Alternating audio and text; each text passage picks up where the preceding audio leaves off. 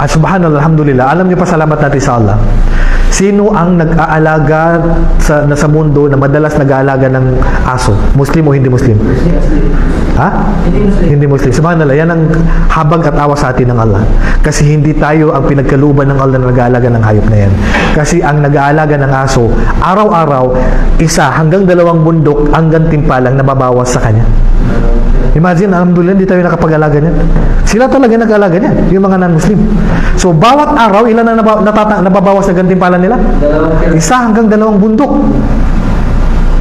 Wala pa namang mabuting nagagawa, bundok-bundok pa yung nababawas. Diba? Pinahihintulutan lang tayo mag-alaga ng aso sa 3 dahilan lang. 3 dahilan lang. Kung gusto niyo mag-alaga ng aso, sa 3 dahilan lang. Okay? Una, gagamitin mo sa pangangaso. Ibig sabihin, maghuli ka ng mga hayop sa kagubatan, gagamitin mo yung aso. Kasi aso ang pinakamadaling utusan. Nakakaintindi sa lahat ng hayop. Aso. Okay? Kung gagamitin mo panghuli ng mga hayop, pwede ka mag-alaga ng aso. Yan ang una. Pangalawa, gagamitin mo para magbantay ng pananim mo. Meron kang farm, meron kang hacienda, meron kang lupain, meron kang mga prutas, ang pababantayin mo, aso. Nakuha nyo? Pag pinabantay mo yung aso, yan ang dahilan kung bakit ka mag-aalaga ng aso, dahil magbabantay ng farm, pwede. Okay?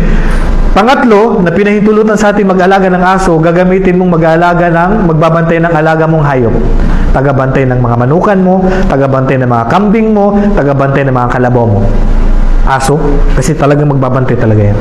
Maliban dito, hindi na nagkasundo ang mga ulama. Kasi may nagsabi sa mga ulama na itong 3 lang, lampas dyan, o labas dyan, hindi na pwede. May nagsabi sa mga ulama, pati magbabantay ng bahay, hindi pa rin pwede. May nagsabi sa mga ulama, kahit magagawing canine, para ng mga drugs, bawal pa rin.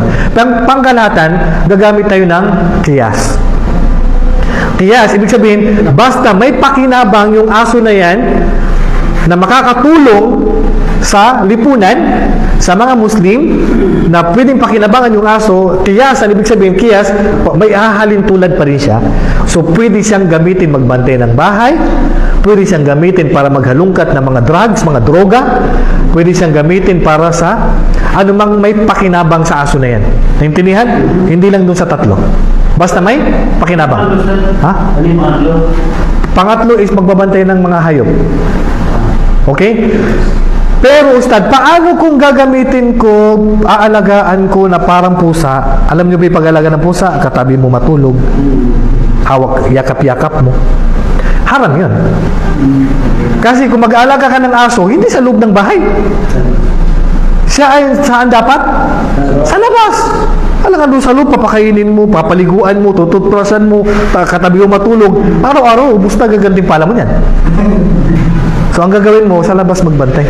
Sanayin mo siya na magbantay siya, mga magnanakaw, magbantay siya sa mga masasamang loob. Naintindihan? Okay.